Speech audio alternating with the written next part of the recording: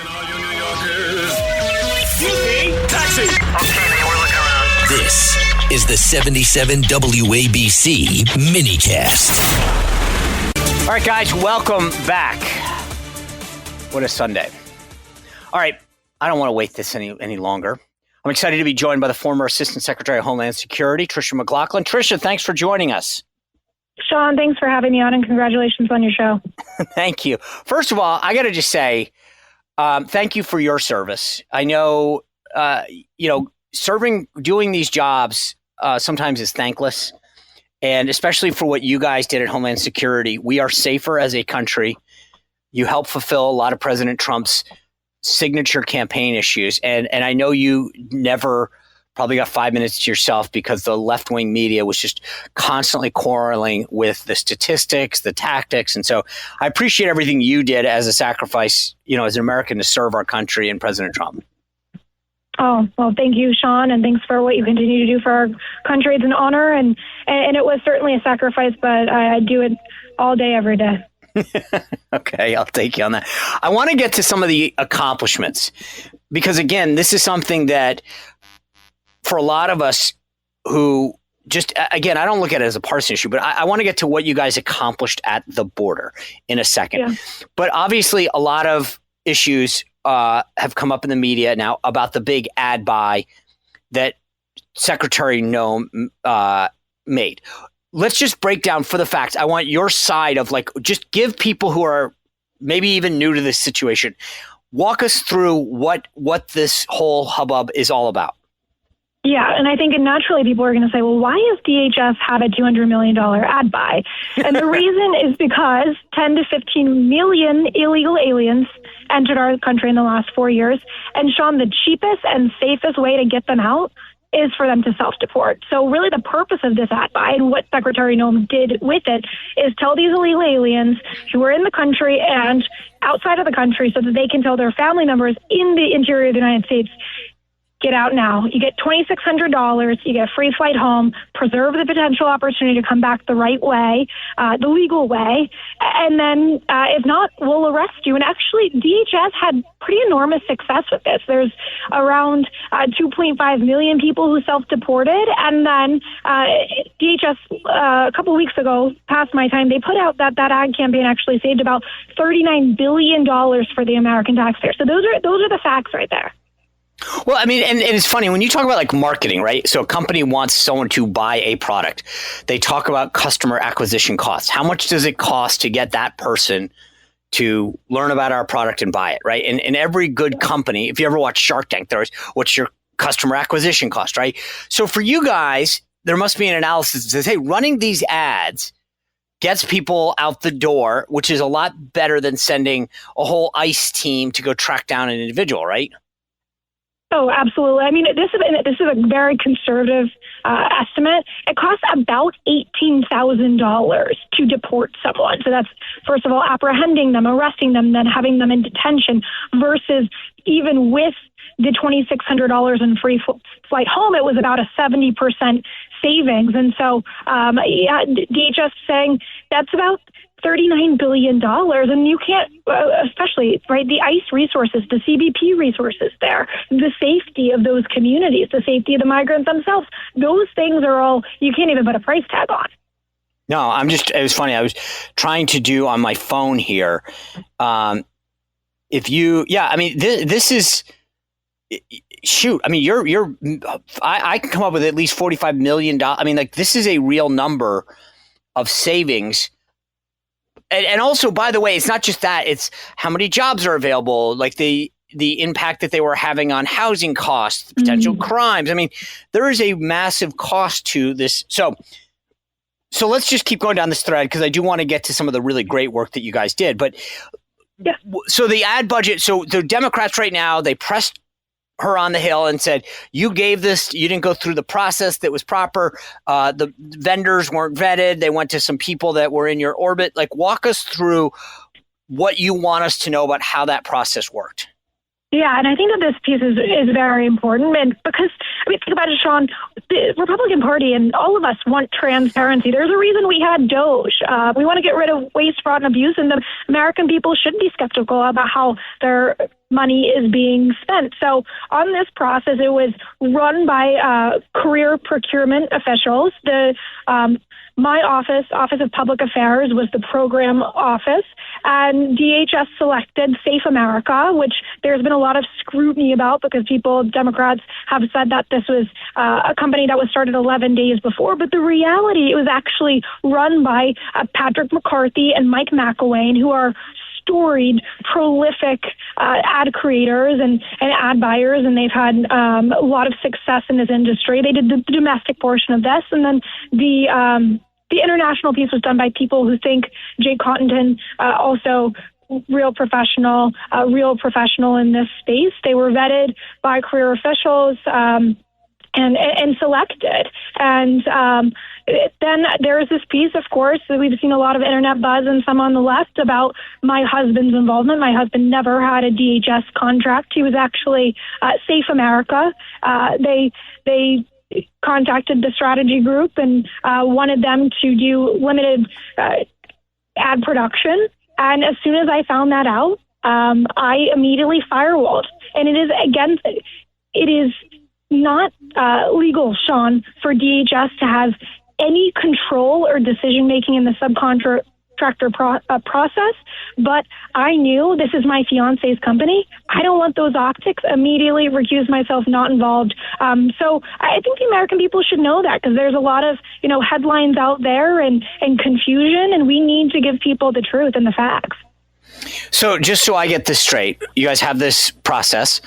A company is formed. And again, I get it. Just so people get this, like if you're doing business at a different scale, you have a company and you say, okay, we should set up a separate company just to work on this contract or this account or whatever. So this company, these ad makers set up a company specifically to bid to maybe DHS and some other, I don't know, but they set up the Safe America, right? And then that company gets awarded the contract. You have nothing to do with that, right? No, I was part of the conversations with Safe America and with people who think, I was the head of the program office, right? So we were just the vehicle. The procurement actually ran the process. But I did get to see, some of the presentations for these different entities. Okay, so Safe America gets chosen, and then they go out and subcontract, and one of the subcontracted companies is your husband's. Yeah, well, it was my fiance at the time, and I'm getting wind of this, and I'm like, firewall, recusal. But keep in mind, Sean, this is on the backdrop of my fiance at the time, that firm who had done ads for Secretary Noem for, I think, almost a decade. So there was familiarity there, and I think Patrick McCarthy and Mike McLaughlin, well, I haven't had that conversation with them why they were chosen. Again, as by law, DHS cannot get involved in the subcontracting, dictating, or controlling, but that is some of the context that I think is important for people as well. Okay, so this whole thing happens, and just to be clear, when we talk about an ad buy, $200 million, it's not like they're getting $200 million or whatever, right? They're getting that money and then going out and buying ads. That's correct. Okay. Absolutely. So the Daily Wire reported this way. McLaughlin, that's you, acknowledged to the Daily Wire that she was part of a group of officials that heard the presentation from each company that was considered to do the work. One of the successful firms later subcontracted to your husband's company, though they didn't marry until August. So nothing objectionable to that. No, but the framing here is incredibly important. Like I said, recused myself, firewall, was in no way involved in that subcontracting work. But I just want people to understand, as far as I know, and again, I want you to explain this, the work that your husband's firm would have done is ad creation, correct? I mean, or maybe limited production. Okay, so that's what I think when people hear a price tag, $200 million, it's not like they're getting that money. They might be they're designing something and then using that money to go buy the ads that are produced. Exactly. And that's very important here, Sean. I have to reiterate, DHS did not hire my fiance's company. Safe America did as a subcontractor. And actually, Ben, my now husband, his firm put out a statement saying they made at cost the ads, and they made $220,000. Nowhere near $200 million. So, and that's, I think, again, to your point about the context. So at the end of the day, they do all this work and they did the thing at cost, and then they make $200,000 from what, buying, or what is it that they profited from? No, just pure production of that ad. And candidly, Sean, I'm not super steeped in what ad production even looks like, again, because I wouldn't involve myself in this, and there was a firewall.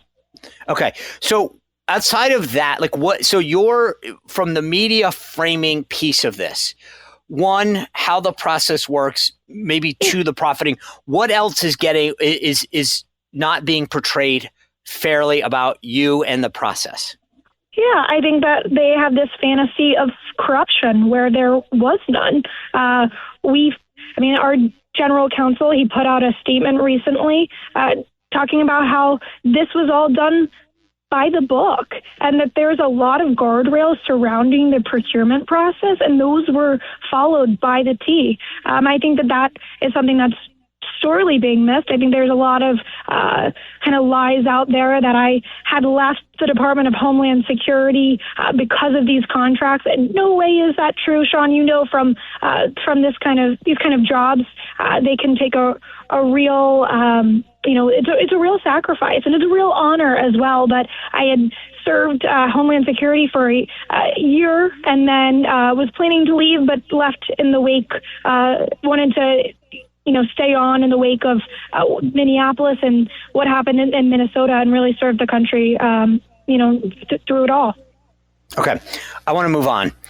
I do want to get to Minneapolis in a second. The other big thing, unless your husband owns an airplane company, I want to ask you, in retrospect, obviously, I don't think the public affairs had anything to do with the procurement of an airplane, but obviously, I will say, what are we missing, if anything, about the procurement of the plane that's getting a lot of attention as well, if anything? Yeah, I wasn't particularly steeped beyond in the, anything contrasting with those airplanes. I wasn't really aware until the press inquiries started to come in. But I know, we do spend a lot of money on these military aircraft, especially for high target individuals or high profile deportations. And so I know that this plane was put in the budget to be dual use. And I know that, there's a lot of conversation, the fact that there are bedrooms in that plane. And my understanding, based on people who are experts on this and who are involved in this contract, is that those bedrooms are actually being retrofitted. So they're not bedrooms, and they actually have more seating for more deportation. Well, I do think it was very kind of you guys. If you're deporting somebody, they might want a nap on the way back. I'm just saying that was very thoughtful for all of the backlash that got taken about the treatment of detainees and deportees. I would say it was just very thoughtful to be like, would you like to take a nap on your way back to your country of origin? So maybe that was just a very kind gesture on our behalf as a country. You mentioned Minneapolis. The thing that I find fascinating about Minneapolis is this. The president has gone in all of these blue cities, DC, Memphis, New Orleans. And for some reason, the only one that stands out is Minneapolis. Mm-hmm. And the media fixates on all of this. But tell me if I'm wrong. There was a reason that Minneapolis was different than all of the others. Yeah, I think Minneapolis was different than a lot of the others as well. And I think part of that is the leadership in Minneapolis, their refusal to give our law enforcement any backup when it came to the fact that they were being assaulted, that vehicles were being rammed against them. These are tactics we saw out of Chicago. These are tactics we saw out of Los Angeles. But the least amount of cooperation our law enforcement saw was in Minneapolis itself. I think that the leadership there, Walls, Fry, they turned up the temperature quite a bit. And you also have to keep in mind, Sean, this is all in the backdrop of massive amount of fraud that was going on. So Walls, right, of course, he said he wasn't going to seek re-election after this. The political tensions were already high there. But I also think that the agitators on the ground in Minneapolis had learned from the lessons of Chicago and from Los Angeles and these other at-large operations, and they kind of learned how to provoke law enforcement take a video, clip it, and make it go viral. And then we were really chasing the news cycle at that point, and we were starting to lose that public relations battle. So that kind of goes into your wheelhouse right now, because I agree with you. I mean, the funny part is, you guys, and this is the sort of the shame of where Kristi Noem is right now, is that while she's dealing with a lot of the ad campaign and the airplane and things like that, you guys were highly successful in this first year of going after President Trump's signature issue and keeping this country safer, making sure that people who were not supposed to be here were out. And I feel like Minneapolis, and this is the left, they knew what they were doing. I mean, you alluded to this, but they really did know what they were doing. And I feel like until we get to the bottom of this, like understanding who's paying for this and the agitation, like they recognize this, Trisha. And here's my supposition on this. Biden let millions, and by a conservative count, we can probably say about 15 million people into this country. And then the Democrats said, but now we want to protect them from being sent out. And we give them driver's licenses. And now, by the way, DHS is shut down. I believe that right now, like this is as cynical as this sounds, Trisha McLaughlin, this is what I do think this is their plan. Let them in, fight to keep them, give them a driver's license, and make sure it's hard. And then we help assimilate them and talk about them as if they have rights. Oh, well, you're completely right. And Sean, to that point and to the broader point, I think what I saw at Homeland Security was that our legal immigration system is so much worse off, so corroded, so corrupted, and especially in the last 4 years. I mean, you look at programs like temporary protected status, which were supposed to be meant for, extraordinary temporary circumstances. You have people who've been there for 25 years on that. Millions of people. You have CHNV, which is Cuba, Haiti, Nicaragua, Venezuela. It's a parole program. There are millions of people who are unvetted, led into this country, and I think we are seeing the ramifications of that in a lot of these, people who hate America. We've seen some of these terrorist attacks in the last few days. So a lot of these are naturalized citizens who hate the U.S., who clearly were not thoroughly vetted. All right. The last thing I want to talk to you about, I mentioned this at the beginning of the show. The SAVE Act, the Senate is seeming to acquiesce at least on getting a vote.